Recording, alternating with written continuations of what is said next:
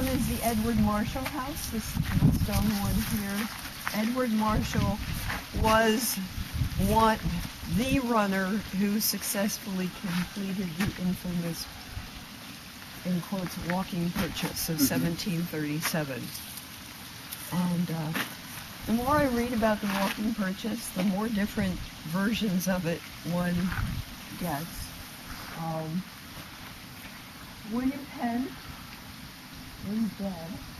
His sons were in charge of the Commonwealth, and according to one version, James Logan, the secretary of Logan Inn, etc., fame, was anxious to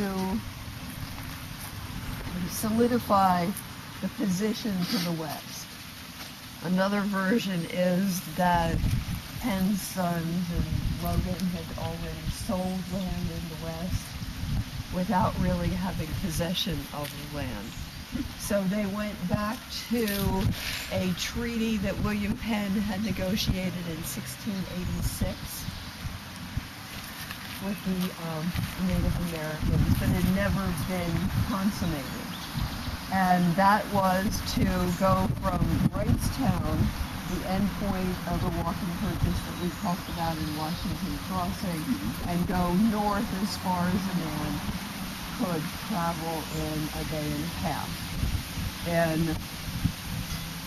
understood terms, that was walking and hunting and sitting down to eat, etc. Penn's son and William Logan weren't quite as ethical about it. And in the walking, eating, hunting scenario, you cover about 20 miles in that day and a half.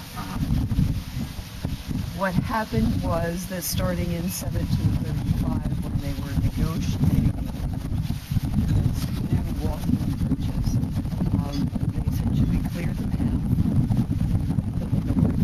So it was runner ready. And 3 men were hired.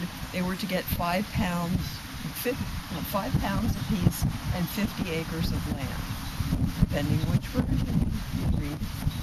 And 3 men started: Solomon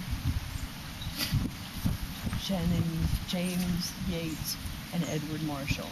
Solomon Jennings tuckered out rather early on in the first day. They were covering about 4 miles an hour.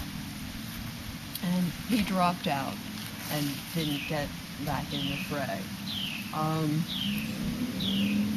Yates and Edward Marshall kept moving and had a 15-minute break on the first day. And it was to be from 6 a.m. to 6 p.m.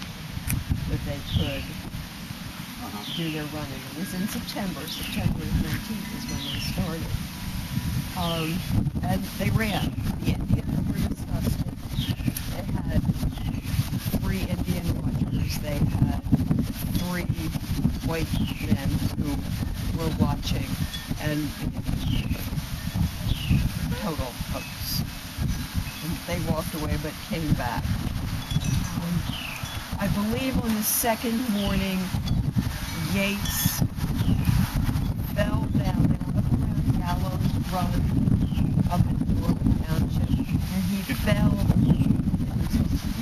in Gallows Run, and really couldn't get up, and apparently was temporarily blind. And Marshall did stop long enough to drag him out of the creek, and waited until the watcher came along to take care of him.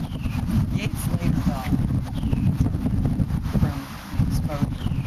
Marshall kept on going and made it essentially the whole way to Mauch Chunk, a distance of 55 or 60 miles, depending on which version you read. And then to add insult and injury, when they actually did the official measuring, they took the line at a right angle from the river rather than a straight line. So they ended up with all the Lenape's best hunting ground.